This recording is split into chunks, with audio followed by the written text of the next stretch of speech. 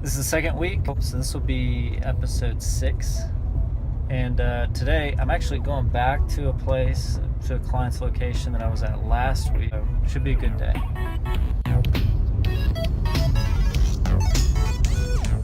So I told you earlier I was coming back to the spot on the island I was at last week. This is their view.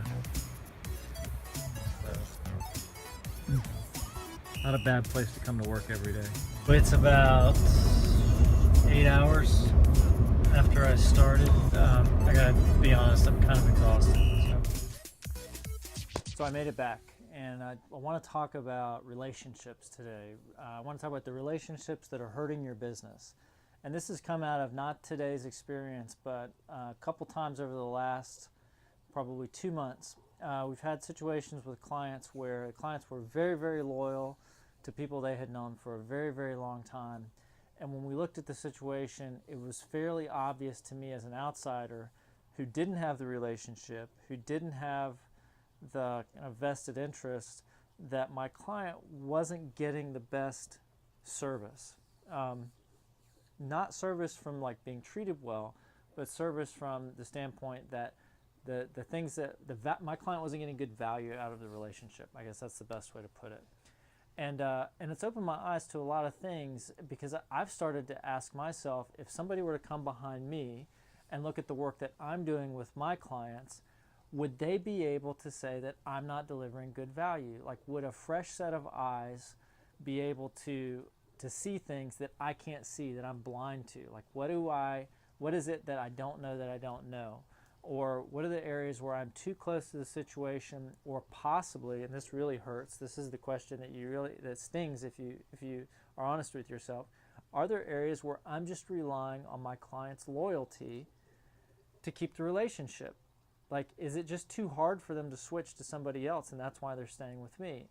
And that was kind of the common denominator in these 3 or 4 situations that I'm talking about we've seen over the last couple of months.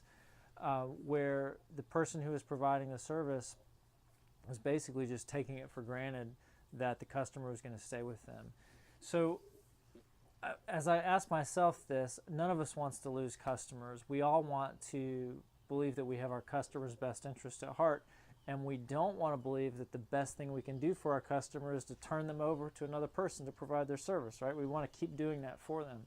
So how can we guard against the situation of just taking our customers for granted and kind of falling down, resting on our laurels from a service standpoint? I think you can do some of that work yourself. I think you can, by addressing the issue and just being honest with yourself and thinking about it, and then sitting down with your customer and being honest with them and just saying, I've been thinking about this. Are there areas we're letting you down? Are there areas that are there things that you're wondering whether we should or shouldn't do and we're not offering? Are there things that we did early on that we're not doing right now? Have we kind of slacked off? And I think you can get that far down the road, or you can get a little bit ways down the road by doing that kind of stuff. But I think if you really, really want to know for sure, you might need to take a risk and actually bring in another service provider to check your work. And I'm doing this with a couple of clients right now, and it's really, really gratifying, because these are clearly areas where I am not the expert. And I'm telling my clients that I basically help these businesses with pretty much everything that the owner's dealing with. But there are some areas that I know I am not competent to give expert advice on. And so I have brought in outside professionals after being very honest with my customer and saying, I know enough in this area to be dangerous, but I'm not the expert. And that would include areas like tax law. Like, I was a tax manager for a lot of years. I have a CPA certificate. A lot of people would trust me to do their tax returns for them. But I'm saying that I'm not a tax expert, and I am not the best person to handle this issue that you have. Let's bring in a true expert, and I'll help pay for them. Part of what you're paying me should go over to this person to help you with this problem, because this is value you're paying for me to deliver, and I need help to do it.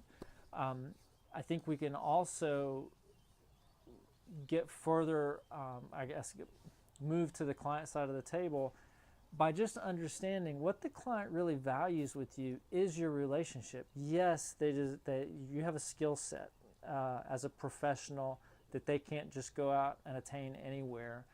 It might be hard to find your particular area of expertise. It might be difficult for a customer to source your product as efficiently as you're able to source it, or maybe they have to jump through a few more hoops to work with a vendor that's in another area or whatever.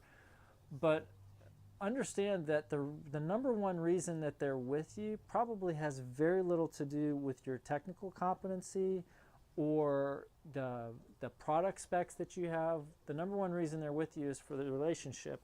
And if you can find a way to increase the trust and the value of the relationship for them, the fact that you may move them or partner with another provider to get the technical resource is of little consequence to them. They really don't care. They understand that it's a technical resource. They understand that it's a commodity product that they could get anywhere. You're helping them get it from the best place that produces the most value for them.